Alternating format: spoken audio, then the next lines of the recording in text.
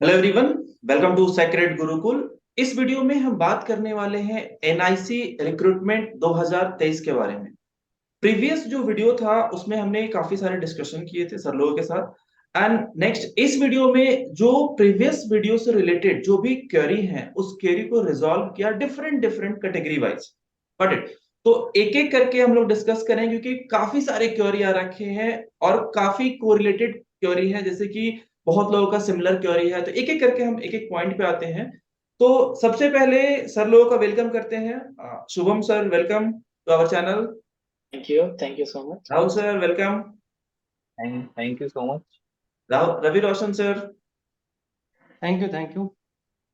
तो सबसे पहले जो क्वेरी है, जो मोस्ट इंपॉर्टेंट क्वेरी है, जो कि बच्चों का जो मतलब कॉमन क्वेरी कह सकते हैं कि सीएस ईसी, कि सर हमने जो प्रिपरेशन करनी है वो सीएस में जैसे शुभम सर हैं तो डायरेक्टली दे कैन डील की सीएससी का प्रिपरेशन कैसे कर लें। और स्पेशली अगर हम राहुल सर की बात करें और रवि सर की बात करें तो ये दोनों ईसी से हैं, तो किस तरीके से ईसी के बच्चों को डील करना है, एक ये है। तो शुभम सर, एक बार शुरू करते हैं आपसे कि अगर सीएससी के बच्चे हैं और इम्पॉर्टेंट पार्ट ये है कि most of the person are working, तो वो कैसे अपने प्रिपरेशन को स्टार्ट करें और कैसे, क्योंकि अभी लास्ट डेट शायद बचा हुआ है 4 अप्रैल तक है। तो बहुत बच्चों को ये डाउट है कि हम फॉर्म भर के क्या जॉब करते हुए अपने एग्जाम को प्रिपेयर कर सकते हैं या नहीं कर सकते हैं। बहुत इंपॉर्टेंट क्वेश्चन है ये। जैसा कि आपने बताया कि सीएस वाले बंदे होंगे अगर जॉब कर रहे हैं तो मेरे हिसाब से बहुत आराम से वो प्रिपेयर कर सकते हैं क्योंकि मोस्टली सीएस के सिलेबस ज्यादा हैं इसमें। और जो एग्जाम का जो लेवल है, अकॉर्डिंग टू सीएसई बैकग्राउंड से मैं बात करूंगा, तो जो गेट के 1 मार्क्स के जो क्वेश्चंस होते हैं, मैं ये नहीं कह रहा हूँ कि गेट के 1 मार्क्स क्वेश्चन के बराबर होते हैं। मैं ये कह रहा हूँ कि अगर गेट के 1 मार्क्स क्वेश्चन अगर कोई इंसान कर लेता है तो फिर आपका एनआईसी का एग्जाम क्लियर हो जाएगा, बहुत इजीली क्लियर हो जाएगा क्योंकि उसके लेवल उससे भी नीचे आते हैं और to the point straightforward 1 marks वाले क्वेश्चन आते हैं। मतलब तो गेट से भी लेवल नीचे होता है, लेकिन आप मतलब एनआईसी को पूरा कवर करने के लिए गेट के 1 मार्क्स क्वेश्चन को आप कवर कर लो तो एनआईसी अपने आप कवर हो जाएगा। और आप जॉब के साथ आराम से कर सकते हैं। 2-3 घंटे आपको प्रैक्टिस करना पड़ेगा, रोज निकालना पड़ेगा apart from your busy schedule. ठीक है। तो पहला तो जैसा हम लोग पहले वाले वीडियोस में बताए थे कि जॉब के साथ साथ कैसे प्रिपेयर करना है, आपको एप्टीट्यूड पे बहुत ही मेजर फोकस करना है और साथ ही साथ टेक्निकल पे भी फोकस करना है। तो एक तो आपका प्लस पॉइंट ये रहेगा कि आप सीएस बैकग्राउंड से हो तो सीएस के मेजर सब्जेक्ट्स आपको पता ही होंगे, एल्गोरिदम, डेटा स्ट्रक्चर। तो देखिए, मैं ये बता दूंगा मेरा जो एक्सपीरियंस है, सारे जो पीएसयूज एग्जाम होते हैं या गवर्नमेंट के एग्जाम होते हैं, तो सीएस के मैं कुछ सब्जेक्ट्स बताता हूँ जो कि उसमें मैक्सिमम आते हैं क्वेश्चन। जैसे आपका एल्गो हो गया, डीएस हो गया, ओएस हो गया, टीवीएमएस हो गया, सीएन हो गया, ठीक है, और डिजिटल लॉजिक हो गया। ये सारे से छह छह सब्जेक्ट्स हैं, इससे मैक्सिमम क्वेश्चन आते ही आते हैं, श्योर शॉर्ट है। तो इसको मेजर फोकस करना चाहिए। और बाकी राहुल रवि हैं, ये लोग तो ईसी के बैकग्राउंड हैं तो वो बता देंगे अच्छे से कि ईसी का कैसे करना है। Rahul sir. Hello, welcome to all. मैं जैसा भी शुभम ने बताया कि सीएस पोर्शन के बारे में बताया उन्होंने, तो मैं ये कहना चाहूंगा कि इसी के सब्जेक्ट मतलब जो पोर्शन है सिलेबस में उस पे अभी ज्यादा फोकस करने की जरूरत नहीं है, बिकॉज लास्ट 2-3 इयर्स के जो भी हमारे पास क्वेश्चन पेपर है उसमें अगर देखा जाए तो इसी पार्ट से बहुत ही कम क्वेश्चन आया। मीन्स आउट ऑफ 78 जो टेक्निकल पार्ट था लास्ट ईयर की बात करूँ तो 78 में अराउंड मैक्सिमम 4 या 5 क्वेश्चन होंगे जो इसी पोर्शन से। तो आप पहले सीएस को कवर कीजिए, आप सीएस को स्ट्रॉन्ग कर लीजिए, एक बार उसमें कॉन्फिडेंस आ जाए उसके बाद आप इसी के पेपर को स्टार्ट करना। और इसी में जो पार्ट है जैसे कम्युनिकेशन सिस्टम जो है वो काफी बड़ा सब्जेक्ट है इसी के लिए। तो उसमें आपको सारा कुछ नहीं पढ़ना है। उसमें आप बेसिकली मैं सजेस्ट करूंगा कि आप सिर्फ फॉर्मूला बेस्ड क्वेश्चन को देखें और स्टार्ट कीजिए पहले डिजिटल कम्युनिकेशन को। डिजिटल कम्युनिकेशन में कुछ फॉर्मूला बेस्ड क्वेश्चन है, मोस्टली उसी से क्वेश्चन आएंगे। और उसके बाद एनालॉग कम्युनिकेशन में कुछ मॉड्यूलेशन का चैप्टर है, पॉइंट्स है, आप वहां से सिर्फ फॉर्मूला बेस्ड जो 1 मार्क्स आप पे गेट के 1 मार्क क्वेश्चन को भी देख सकते हैं। उसी तरह सेकंड सब्जेक्ट जो है इलेक्ट्रॉनिक्स में नेटवर्क थ्योरी का, जहाँ पे सर्किट वगैरह के बारे में क्वेश्चन है, तो वहाँ पे बहुत ही सिंपल क्वेश्चन ही आते हैं ज्यादातर। आपको केसीएल और केवीएल जो जितने लोगों ने पढ़ा है बेसिकली उस टाइप का ही क्वेश्चन आएगा कि एक सर्किट दिया रहेगा, उसमें करंट का वैल्यू निकालना होगा, वोल्टेज का वैल्यू निकालना होगा। तो बहुत ही सिंपल क्वेश्चन, आप थोड़ा सा पढ़ लेंगे तो वो निकल जाएगा। तो उसके लिए बहुत ज्यादा बॉदर करने का जरूरत नहीं है। और रही बात जॉब करते हुए, तो मैं खुद ही जब प्रिपरेशन कर रहा था तो मैं खुद भी जॉब में था, मैं बीएसएनएल में वर्किंग था पहले। तो बहुत ही इजीली आप टाइम मैनेज कर सकते हैं जॉब के साथ ही, इसमें कोई डिफिकल्टीज नहीं है, आपको बहुत ज्यादा इसमें पढ़ाई करने की जरूरत नहीं है। टाइम इजीली मैनेज कर सकते हैं, बस आपको प्रॉपर प्लान बनाना होगा, शेड्यूल बनाना होगा, और कंसिस्टेंट रहना होगा। और अपने शेड्यूल पे स्टिक रहिए, इजीली तैयारी हो जाएगा। और बुक्स के बारे में बात करें तो सीएस का बुक एक मैं बताऊंगा कि वो उसमें काफी मल्टीपल चॉइस क्वेश्चन दिए हुए हैं, अराउंड 3000 एमसीक्यू क्वेश्चन दिए हुए हैं, जो सिर्फ वन वन मार्क्स क्वेश्चन के लेवल के हैं। मतलब मोस्टली उस बुक को प्रिपरेशन कर लेंगे तो आपका एग्जाम बहुत ही इजीली कवर हो जाएगा। मैंने खुद किया था उस बुक को, इसलिए मैं कह सकता हूँ।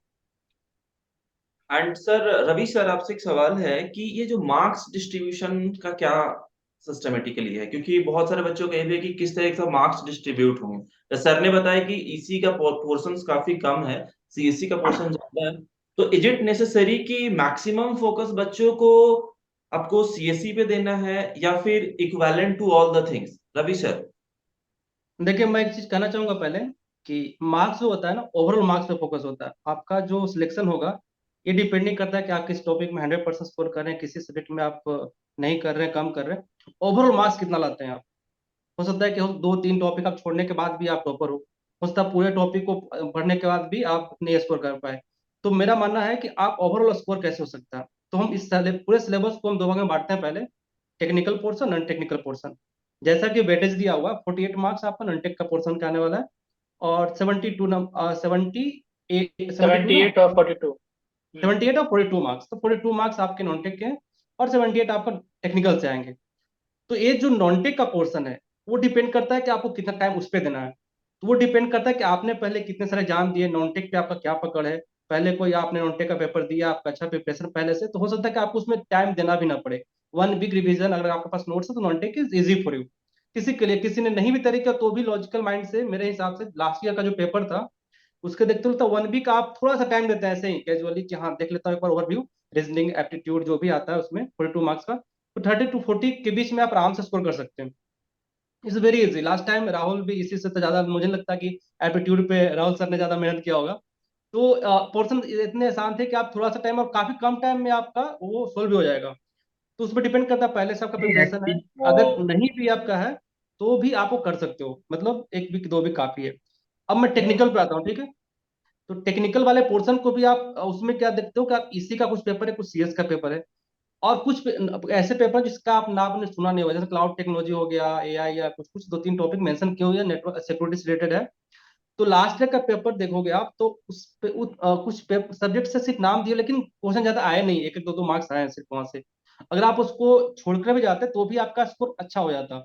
और बाकी जो आपका सीएस के पोर्शन से, इवन आप इसी भी छोड़ देते तो भी आपका सिलेक्शन हो जाता बिना इसी पढ़े हुए। लास्ट ईयर के पेपर को नहीं बता रहा हूँ, हो सकता है कि इस बार इसी से कुछ क्वेश्चन पूछे जाए, ये आप पहले नहीं बोल सकते। लेकिन जैसा कि ये पूरा ऑर्गेनाइजेशन एनआईसी का जो डिपार्टमेंट है कंप्यूटर साइंस रिलेटेड है, तो एक्सपेक्टेड है कि आपका मोस्टली क्वेश्चन सीएस होगा।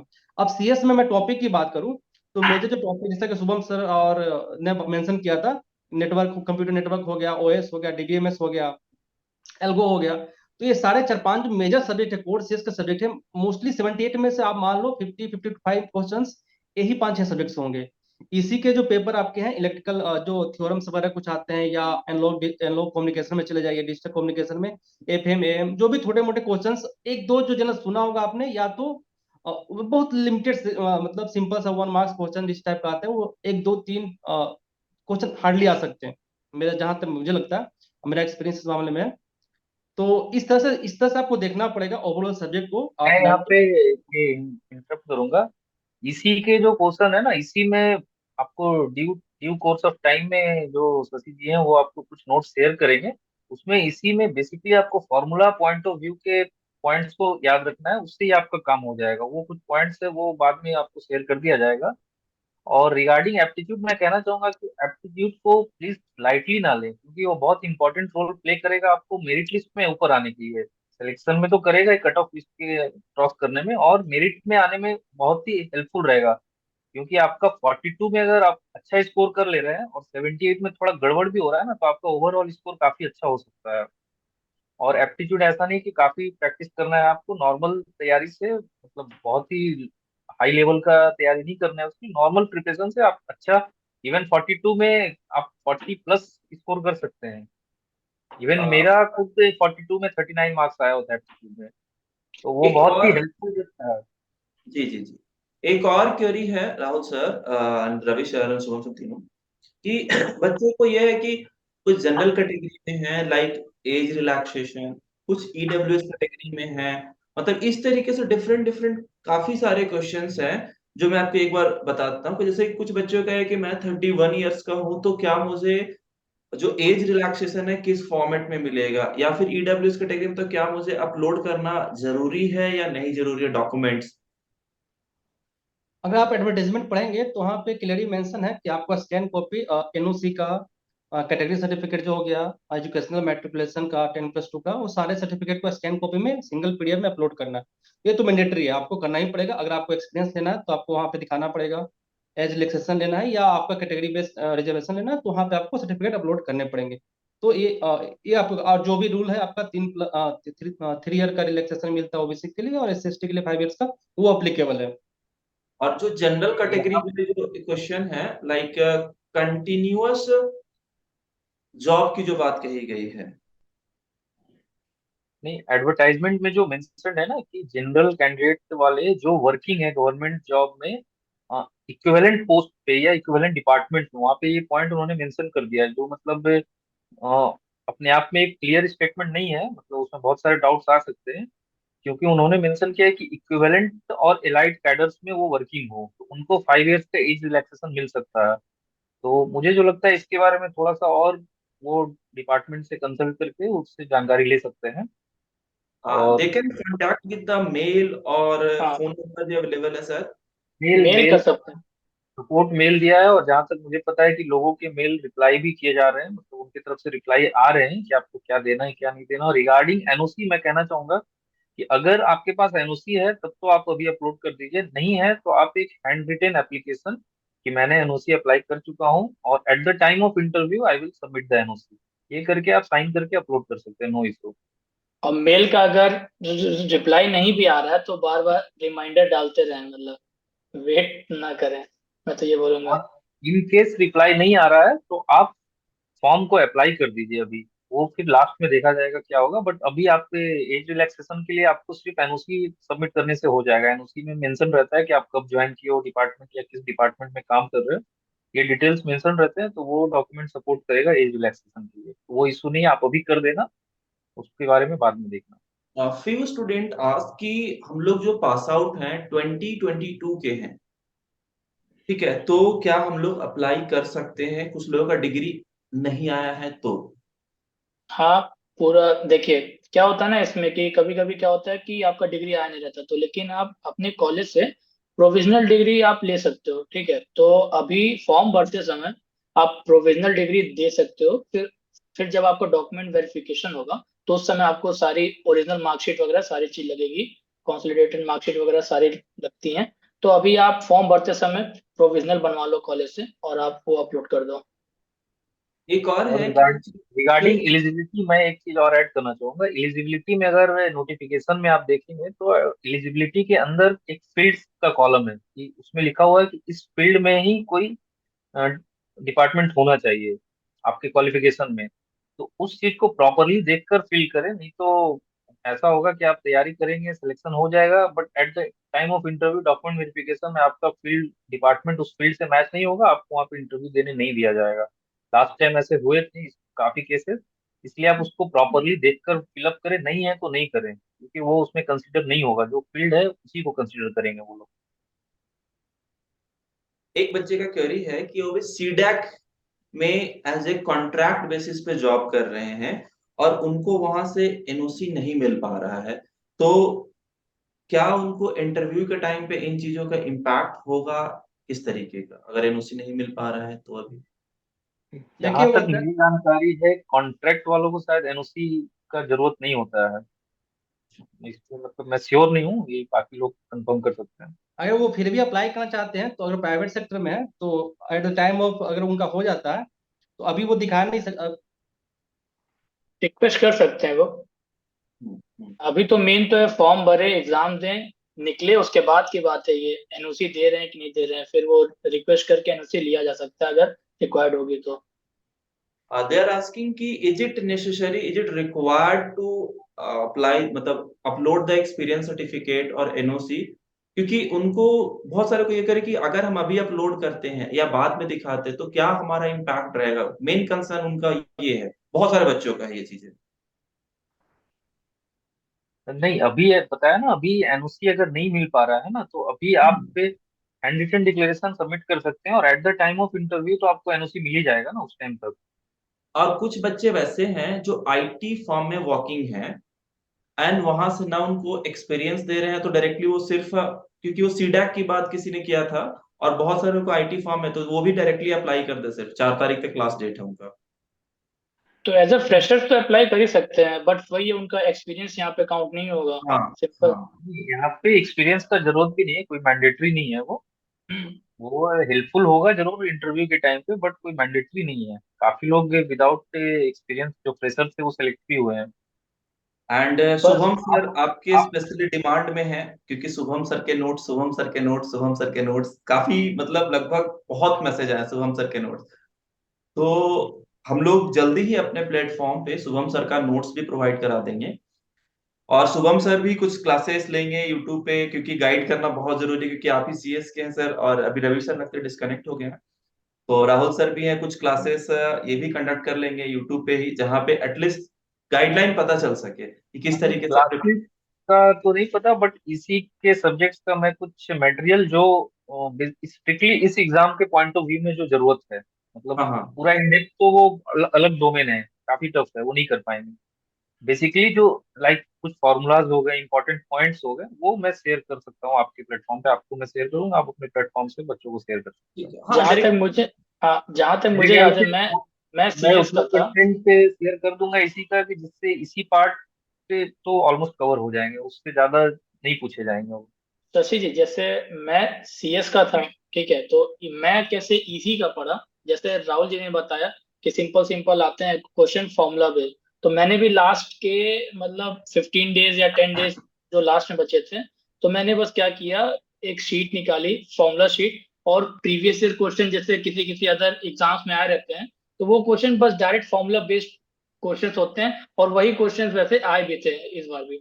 तो ज्यादा परेशान होने की बात नहीं है, मैं सीएस वालों को मैं बोलूंगा। इसी में 100 क्वेश्चंस का एक सेट दे दूंगा, और इतना मेरा जो एक्सपीरियंस है एग्जाम का, मैं गारंटी कर सकता हूँ कि उस 100 क्वेश्चन से बाहर नहीं पूछे जाएंगे क्या बात है। इसी क्वेश्चन में।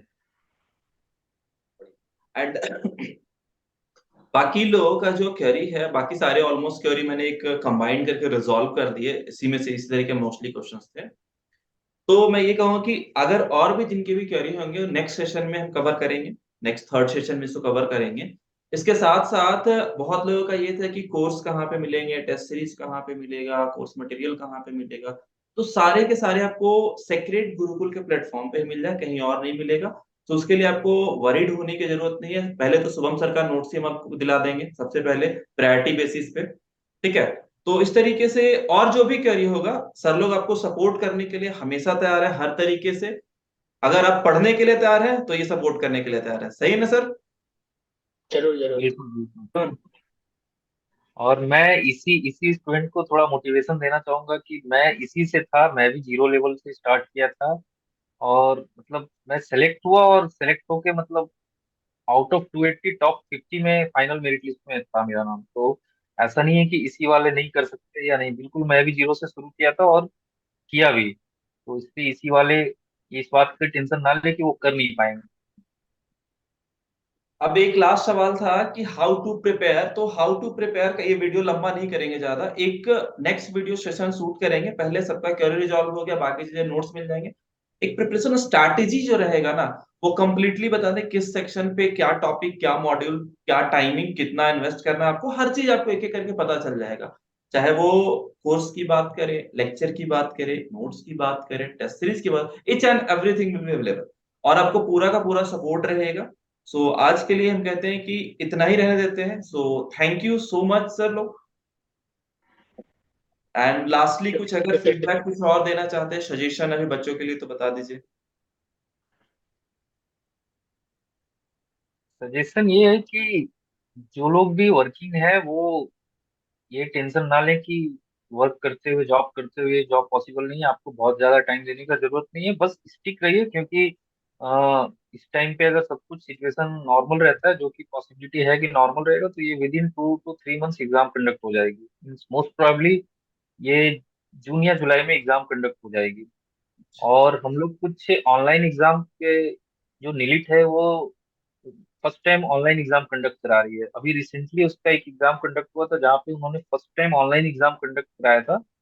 तो ऑनलाइन एग्जाम के इंटरफेस में भी क्या क्या है, उससे आपको एक्वाइंट करा देंगे वो लेटर ऑन किसी वीडियो में, क्योंकि ये ऑनलाइन इंटरफेस थोड़ा सा अलग था बाकी अदर एग्जाम से। तो यहाँ पे कुछ कुछ थे चेंजेस जो पहले से पता होने से आपके लिए अच्छा रहेगा, नहीं तो एट द मोमेंट एग्जाम देने पर आपको सरप्राइजिंग लगेगा, इसलिए वो आपको लेटर ऑन कभी वो शेयर कर दिया जाएगा। मैं कहूँगा एक बात कि एक ही सिलेबस में आपका 3 3 एग्जाम है, तो 3 में से कोई एक तो लग ही जाना चाहिए। तो एक ही साथ एक ही सिलेबस पे आपको विद इन 1 to 2 डेज में आप 3 एग्जाम दोगे, तो आपके पास अपॉर्चुनिटी का मतलब प्रोबेबिलिटी सक्सेस का काफी आपके पास है। आप उसका तीनों जॉब आपका हो, किसी एक में आपका सिलेक्शन हो जाए, किसी दो में आपका हो जाए, तो ये अच्छा अपॉर्चुनिटी है, आप इसको ग्रैब कर सकते हो इजिली। Thank you. और कंपटीशन टफ रहने वाली है, क्योंकि काफी लोग अवेयर हो चुके हैं, काफी सारे सोर्सेस अवेलेबल है मार्केट में, तो कंपटीशन तो नो डाउट टफ रहने वाली है, बट आप इसमें कर सकते हैं, इसमें भी कोई डाउट नहीं है। टफ जरूर है बट इम्पॉसिबल नहीं है, आसान से हो सकता है। बिल्कुल बिल्कुल, वो कोई भी चीज इम्पॉसिबल नहीं होती है। मेहनत करना है बस, बस बस। सही ठीक। डायरेक्शन में। ठीक है, ठीक। Okay sir, thank you so much sir. Thank you. Thank you. और जिन लोगों को भी पीडीएफ नोट्स, अभी डिस्क्रिप्शन बॉक्स में सारे लिंक अवेलेबल होंगे आपके नोट्स के स्पेशली, तो आप वो ऐप पे जाइएगा, वहां पे डाउनलोड करिएगा। डाउनलोड करने के बाद आपको जो एनआईसी का जो सेक्शन होगा आपको दिख जाएगा। जैसे ही आप डाउनलोड करेंगे ना, वहां पे एनआईसी का सेक्शन दिखेगा, वहां से आप जाके अपने नोट्स जो है ना वो एक्सेस कर सकते हैं। Thank you everyone.